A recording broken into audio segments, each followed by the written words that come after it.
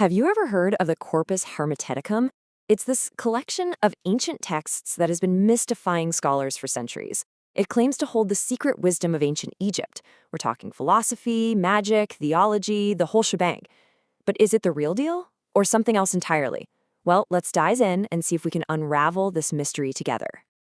To really get a feel for the power these texts were supposed to have, just listen to this.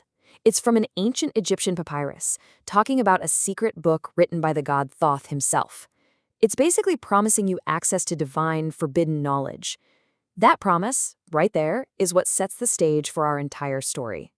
But here's a twist. Our story doesn't actually kick off in ancient Egypt. Nope.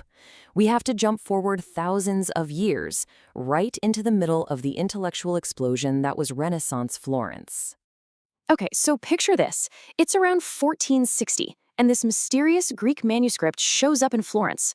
The ruler of the city, a guy named Cosimo de' Medici, gets his hands on it and gives the most unbelievable order to his top scholar, Marsilio Ficino. He tells him, stop translating Plato, drop everything. You need to translate this now.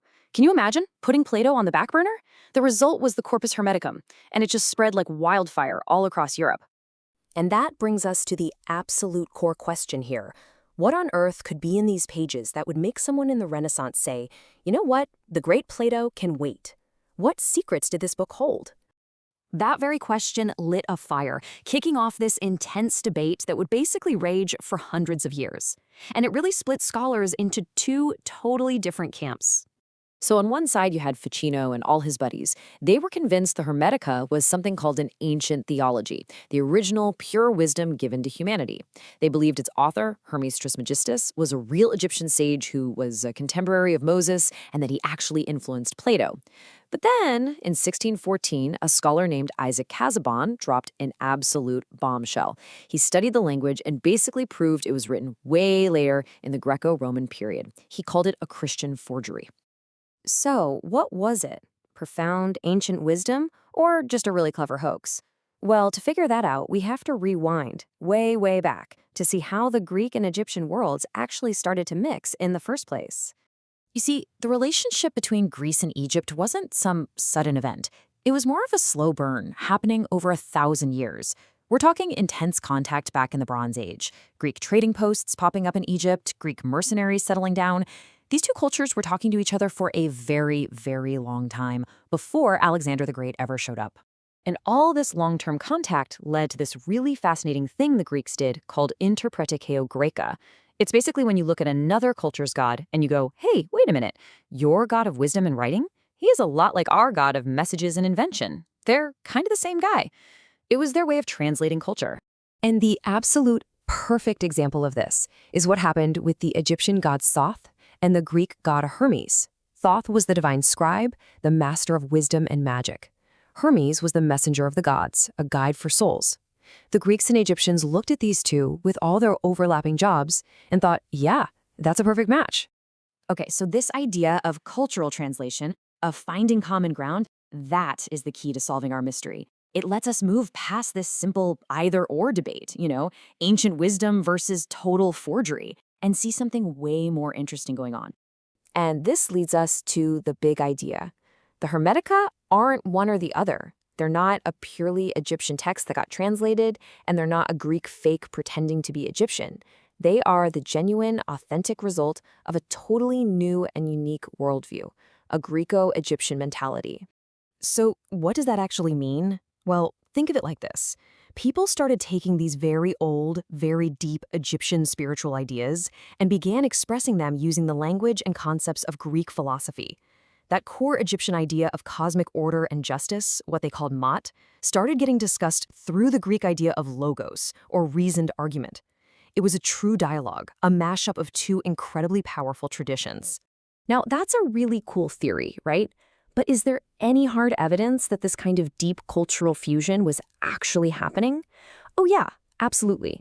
And the smoking gun, believe it or not, comes from the world of high-stakes politics. Everybody, meet the Canopus Decree.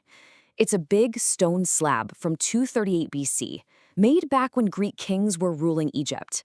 Now, it might not look like much at first glance, but trust me, this thing is a perfect snapshot of two cultures building a shared reality together. These decrees were basically public announcements about political deals struck between the new Greek kings and the ancient Egyptian priesthood. See, the foreign Greek rulers needed the stamp of approval from the priests to seem legitimate to the Egyptian people. And of course, the priests needed the king's support. And to make sure everyone got the message, these deals were carved in stone in 3 scripts: Greek for the government, sacred hieroglyphs for the temples, and everyday demotic for the common people. And right here is the mind-blowing visual proof. Look at the top of the decree. That's the Macedonian Greek king, Ptolemy III. But look how he's dressed. He's shown in the full traditional outfit of an Egyptian pharaoh, standing shoulder to shoulder with Egyptian gods, even making offerings to them. This is a Greek king being presented to the world as an Egyptian pharaoh. And this wasn't just some artistic flourish. This was political reality. In order to rule, the Greeks and Egyptians had to actively build a shared symbolic language of power that both sides could understand and, more importantly, respect. And it is from this exact environment, this cultural melting pot, where a Greek king could be an Egyptian pharaoh, where Egyptian priests wrote laws in Greek. This is the world that gave birth to the Corpus Hermeticum. So let's go back to our big question. Was it ancient wisdom or a clever hoax?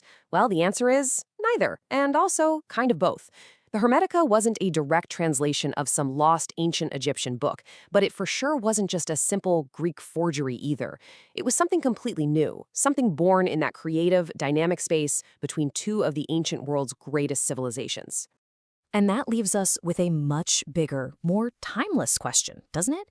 This whole story shows us that when different cultures meet, it's not always about conflict. Sometimes they don't just collide, they create. They make something new that couldn't have existed without both of them. And it really makes you wonder, what new ideas, what new mentalities are being forged in the spaces between worlds today?